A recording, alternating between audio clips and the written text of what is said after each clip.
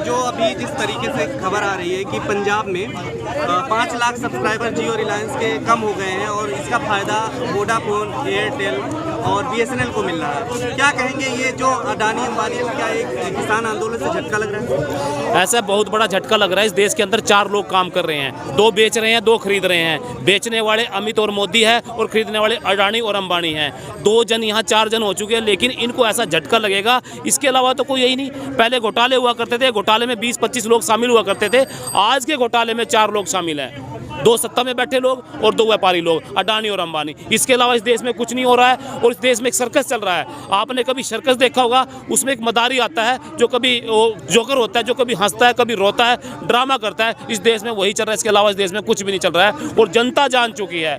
और मैं तो बड़ा हैरान हूँ, कल GTV पे खबर चल रही थी एक कि मोदी की दाढ़ी बढ़ रही है और पाकिस्तान कांप रहा है, पाकिस्तान कांप रहा है। मैं बड़ा हैरान हुआ उस जी न्यूज़ की खबर को देखकर, इतना चापलूसी न्यूज़ कि भाई पाकिस्तान कांपेगा क्यों मोदी की दाढ़ी बढ़ने से। मैंने कहा कि मोदी जी इनको इतना मत दबाव बनाओ, क्योंकि दाढ़ी आसाराम की भी बड़ी थी, वो भी जेल में गया था। और किसानों को दर्द मत दो, इतनी महंगाई की मार इन जनता को मत दो। आपने कितने बड़े वादे किए थे, आपने तो इतने कहा था कि मैं ये काम करूंगा, मैं जनता के मैं गंगा साफ करूंगा, मैं काला धन लेके आऊंगा। लेके क्या आए आप? कुछ भी नहीं लेके आए। और सफाई क्या की आपने किसानों की जेबें साफ कर दी, मजदूरों की जेबें साफ कर दी, भारत सरकार की तिजोरी जो वो साफ कर दी आपने।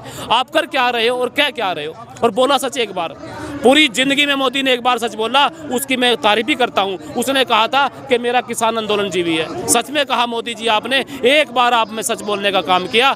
मैं मानता हूं, ठिठुरती सर्दी में ठिठुरते हम, तपती दोपहरी में तपते हम, तपती दोपहरी में तपते हम, धरती का सीना चीरते हम, तभी धरती पुत्र कहलाते हम, भूखों का पेट भरते हम, अन्न पैदा करते हम, तभी अन्नदाता कहलाते हम, अंग्रेजों के खिलाफ लड़ते हम, अंग्रेजों को भिगाते हम, आंदोलन करते हम, तभी आंदोलन जीवी कहलाते हम, तभी आंदोलन जीवी कहते हैं। मोदी ने एक बार सच बोला, मैं उसकी तारीफ करता हूँ। हम आंदोलन जीवी हैं। और दूसरी बात कहता है कि ये तो दिखाने का मीडिया को खरीद के, क्योंकि ये लोग क्या करते हैं, ये इस देश पर या तो खरीद कर या डरा कर राज करना चाहते हैं। वो देश की जनता होने नहीं देगी। मेरे देश का किसान जाग चुका है और खबरें दिखा रहे हैं कि यहाँ से तो खाली चले गए, लोग छोड़कर चले गए, धूप से डर गए, गर्मी से डर गए। अरे मोदी जी, ये देश का किसान है, ये यहीं से आया हुआ है, ये इंग्लैंड से नहीं आया, ये अमेरिका से नहीं आया, गर्मी से डर जाएगा। अरे हम तो तूफानों से लड़ते हैं, हम तो कुदरत से लड़ते हैं, आंधियों से लड़ते हैं। अरे गर्मी और सर्दी हमारा क्या बिगाड़ लेगी? हम तो यहाँ बैठे हैं, आप देख सकते हैं। और ये तो हमारे किसानों के दफ्तर बन चुके हैं। जैसा आपका PM हाउस बना हुआ है,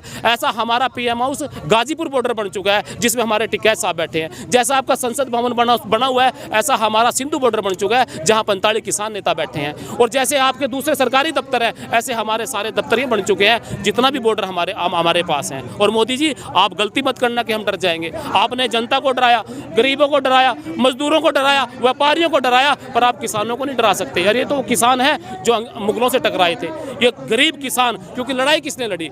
गरीब ने लड़ी, मजदूर ने लड़ी, किसानों ने लड़ी। इन लोगों ने तो मजे किए थे, आज ही मजे कर रहे हैं। हमने मुगलों को भगा दिया, हमने अंग्रेजों को भगा दिया, कहते हैं कब तक बैठेंगे?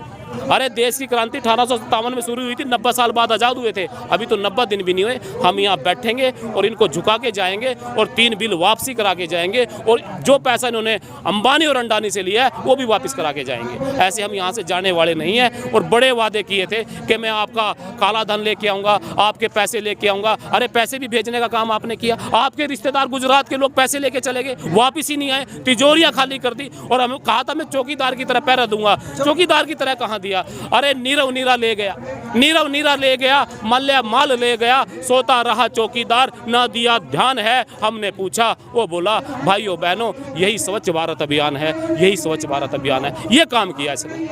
तो पंजाब हरियाणा, पंजाब में जो दिख रहा है रिलायंस का वो असर, ये अलग जगह और अन्य जगहों पे क्यों नहीं दिख रहा है? यूपी या अन्य जगहों पे ऐसा है, अब सारी जगह दिखने लग गया।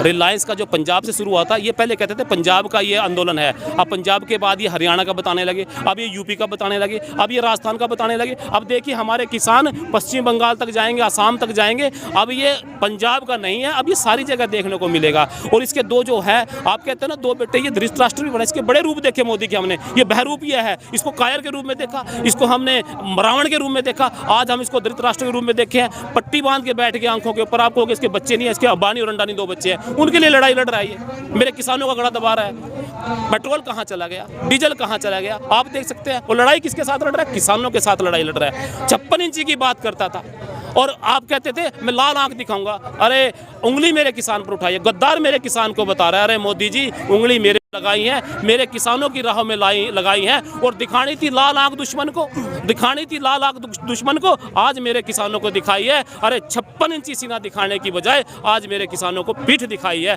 पीठ दिखाने का काम मोदी जी आपने किया।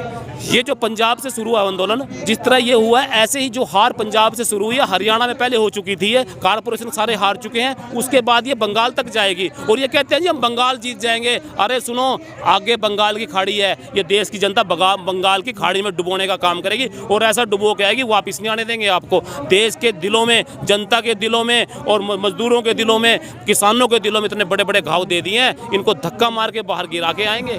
आज पेट्रोल पे लूट लिया, आज कहता था मैं गरीब की मदद करूंगा। क्या मदद गरीब की कर रहा है? एक सिलेंडर जो सब्सिडी आप खा गए हैं, आप 400 रुपये डबल से 800 रुपये सिलेंडर 900 रुपये कर दिया आपने। तो ये देश की जनता को दबाने का काम कर रहे हैं। इनकी एक पॉलिसी है कि भाई या तो इनको दबा के मारो, या डरा के मारो, या इनके सारे अपने कब्जे में कर लो। इस देश की ये रोटी, इस देश का अनाज, इस देश का गैस ये अपने कब्जे में करना चाहते हैं। इनका बस नहीं चलता, ये तो सांसें भी अपने कब्जे में करना चाहते हैं, ताकि इनके पूछ इनके सांसें ले। इसलिए मोदी जी आपकी पोल खुल चुकी है, जनता जाग चुकी है। अब आपको ये 3 बिल वापसी ले लो, आपकी इज्जत बच जाएगी, आपका मान रह जाएगा। इस तरह अहंकार का रूप दिखाने की जरूरत नहीं है। नहीं तो इस अहंकार में रावण को बर्बाद किया, कंस को बर्बाद किया, सद्दाम को बर्बाद किया, गद्दाफी को बर्बाद किया, हिटलर को बर्बाद किया, तो आपकी औकात क्या है? आप जनता से नहीं लड़ सकते। जनता ने आपको वहाँ पर बिठाया था। इसलिए मोदी जी आप इसको मान जाइए और मेरे किसान की, मजदूर की, गरीब की आवाज़ को सुन लें। जय जवान जय एडवोकेट भी हैं, तो किस तरीके से अभी आंदोलन चल रहा है कि महापंचायत तो हो रही है, कहा जा रहा है कि महापंचायत से अब फिर से वही बॉर्डर पे ही लोगों को जुटाया जाएगा, महापंचायत नहीं किया जाएगा पंजाब हरियाणा। देखिए, महापंचायत जो हमारी यहाँ हुई थी, अभी हमारे किसानों के नेताओं का फैसला हो चुका है कि इसको, जो हमारी महापंचायत जिसमें लाखों लोग जुट रहे हैं, अब इसको आगे लेके जाया जाएगा, इसको दक्षिण भारत में लेके जाया जाएगा। और लाखों लोग जुटने का कारण ये है कि आज इससे आंदोलन को सारे लोग जुट चुके हैं। और ये महापंचायतें जो हो रही हैं, ये देखना आपको असम में, पश्चिम बंगाल में, तमिलनाडु में देखने को मिलेगी, और इनकी धरती खिसकेगी। और अभी 3-4 दिन पहले इन्होंने एक ढोंग किया, एक पश्चिम इधर के अपने नेताओं को बुलाया और कहा कि ये तो एक जाट आंदोलन है, लेकिन जाट आंदोलन नहीं है, जन आंदोलन है। इसलिए ये महापंचायतें इनकी जड़ें काटने का काम करेगी और इनको ऐसा सुखाने का काम करेगी, ये जिंदगी भर पैदा नहीं हो सकते। अब ये वहीं जाएंगे जहाँ से चले थे, ये वहीं जाएंगे, वही काम करेंगे जो पहले किया करते थे। मोदी जी को हमने चाय बेचते तो नहीं देखा, लेकिन सच में कह रहा हूँ, देश बेचते हम अपनी आंखों से देख रहे हैं। टुकड़ों में देश बेच दिया। और आज तो हालात ऐसे हो गए हैं, मोदी जी कई बार विपक्ष में खड़ा होकर पूछते हैं, बताओ 70 साल में तुमने क्या किया, बताओ 70 साल में तुमने क्या किया। पीछे से जनता की आवाज़ आती है कि महाराज इस मोदी को मत बता दिए क्या किया, ये उसको भी बेच देगा। ये बेचने पे लगा हुआ है। इसने छोड़ा ही कुछ नहीं, इसने सारे काम किए, लेकिन सारे उलट काम किए। जो कहता था वो नहीं किया। गंगा साफ करने की बजाय जेबें साफ कर दी। और कहता मैं खरीद के लाऊंगा, खरीद के क्या लाया? कुछ भी नहीं लाया। एमएलए खरीद के लाया, सरकारें खरीद के लाया, और क्या लाएगा? सारा झूठ बोलता है। इतना मोदी जी आप रहम करो इस देश के ऊपर, छोड़ दो इस देश के अंदर जो आपने ये सर्कस चलाया हुआ है, इस सर्कस को बंद कर दो। मेरी देश की जनता आपसे छुटकारा चाहती है। और आज तो कुछ भी नहीं मांग रहे हैं, पांडव वाले हालात हो रहे हैं, वही इतिहास को दोहराया जा रहा है। पांडव ने भी 5 गाँव मांगे थे, आज तो किसानों ने 3 बिल वापस मांगे हैं। आप क्यों इतना हट धर्मे में बैठे हुए हैं? क्यों लड़ाई लड़ रहे हो? आपका किसानों ने क्या बिगाड़ा है? किसानों के राहों में आपने किल्लें बिछाई हैं, और कितने जुर्म करोगे आप इनके ऊपर? इसलिए मोदी जी आपका वक्त आ गया, आप आराम से मान जाइए, नहीं तो फिर किसानों को सारी भाषा आती है। और मैं तो आपसे प्रार्थना करता हूँ, आप किस भाषा में बात करना चाहते हैं किसानों को? किसानों की सारी भाषा आती है। किसानों की हट की भाषा किसानों को आती है, लठ की भाषा किसानों को आती है, पट की भाषा किसानों को आती है, कट की भाषा किसानों को आती है। कौन सी भाषा में आप किसानों से बात करना चाहते हैं? मेरे देश का किसान सारी भाषा से जानता है। और कहते हैं ये तो गर्मी में उठ के चले जाएंगे। मेरा देश का किसान क्या इंग्लैंड से आया, क्या अमेरिका से आया कि गर्मी से डर के मारा चला जाएगा? अरे मेरा देश का किसान तो कुदरत से लड़ता है, मेरा देश का किसान आंधियों से लड़ता है, मेरे देश का किसान तूफानों से लड़ता है। तुम्हारी तो औकात क्या?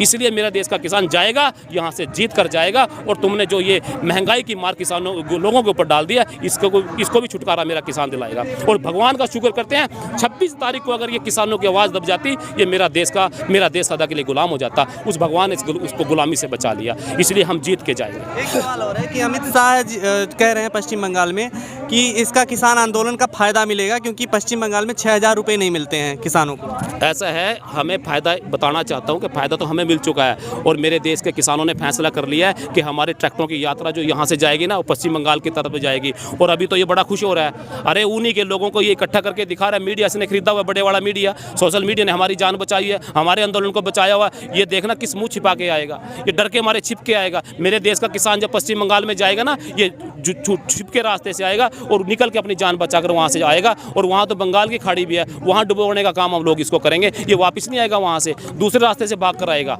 इसलिए इसको ये कह रहा है कि मेरे वहाँ किसानों का फायदा कर दिया। क्या फायदा कर दिया किसानों का? आप आंकड़े उठाकर देखिए, जिस टाइम ये गेहूं का रेट, डीजल का रेट 3 रुपये था, उस टाइम 300 रुपये क्विंटल गेहूं थी। आज डीजल का रेट 25 गुना बढ़ चुका है और गेहूं का रेट क्या रेट बढ़ा है? 3 से 4 गुना। तो कौन सा फायदा किसानों को कर रहा है? ये तो जेब कतरे हैं, जेब कतरे। ये क्या करते हैं, एक तरफ से पैसे डालते हैं, नीचे से काट लेते हैं। ये जेब कतरे बैठ चुके हैं गद्दी के ऊपर। ये कहते हैं मैंने किसानों को 6,000 रुपये दिया, अरे 60,000 रुपये तो निकाल दिया आपने। आप तो वो लोग हैं जो किडनियाँ निकाल लेते हैं लोगों की, ऑपरेशन करके झूठ बोल के, उनके बराबर लोग आएंगे। इनको दया धर्म नाम की चीज़ नहीं है। और ये कहते हैं महंगाई डायन, ये डायन के नाम पे कितना ड्रामा किया, महंगाई डायन आ रही है। तो डायनासोर आ गए, दोनों डायनासोर आएंगे। देश को 4 लोग चला रहे हैं, 2 खरीद रहे हैं और 2 बेच रहे हैं। बेचने वाले अमित शाह और मोदी, और खरीदने वाले अडानी और अंबानी। ये 4 ही लोग तो हैं, इसके अलावा तो कोई यही नहीं। पहले घोटाले हुआ करते थे, 10-20 लोग पाए जाते थे। आज के घोटालों में सिर्फ 4 लोग हैं, सब कुछ बेच दिया। अब डरते हम इसको बताने से, महाराज और मत बेच दियो। अब तो हालात ऐसे हो गए कि ये लोग डर रहे हैं, कर्मचारी डर रहे हैं कभी हमें ना बेच दे। इसलिए इससे हम छुटकारा चाहना चाहते हैं। और अमित शाह को मैं आपके आगाह करता हूं चैनल के माध्यम से, आप जाओगे तो सही, जिस दिन चुनाव डिक्लेयर हो जाएंगे उस दिन ये मुँह छिपा कर भागेंगे वहाँ से। तो पेट्रोल डीजल के दाम दोबारा फिर से हम लगातार ही बढ़ते जा रहे हैं, क्या लगता है कि ये ऐसे बढ़ते रहेंगे? ऐसा है, मुझे तो समझ में नहीं आई पेट्रोल डीजल के दाम। में कल देख रहा था टीवी पे कि पाकिस्तान, हमारे श्रीलंका, छोटे छोटे देश हैं, वहाँ 50 रुपये 40 रुपये पेट्रोल डीजल के दाम हैं। और ये बातें करते थे हम बड़े देश हैं। अरे इन्होंने देश को लूट लिया, वहाँ डबल रेट 80-100 रुपये रेट बना दिया। कहाँ जाएगा मेरा किसान, गरीब मजदूर क्या करेगा? ये लोगों की पॉलिसी है। इन लोगों ने ये तो सीख लिया डिवाइड एंड रूल, जातियों को तोड़ो, धर्मों को तोड़ो, राज करो। लेकिन साथ में इन्होंने ये भी देखा है कि इस राज को कितने दिन चलाएंगे। लंबा चलाने के लिए ये क्या करते हैं, ये गरीब जनता को दबाना चाहते हैं, इनकी सांसें दबाना चाहते हैं, इनको मारना चाहते हैं, ताकि हर चीज़ इनसे पूछ को ली जाए। पेट्रोल के डीजल इसलिए रेट बढ़ा रहे हैं, इसलिए ये किसानों को परेशान कर रहे हैं कि सब कुछ इनके कब्जे में हो जाए।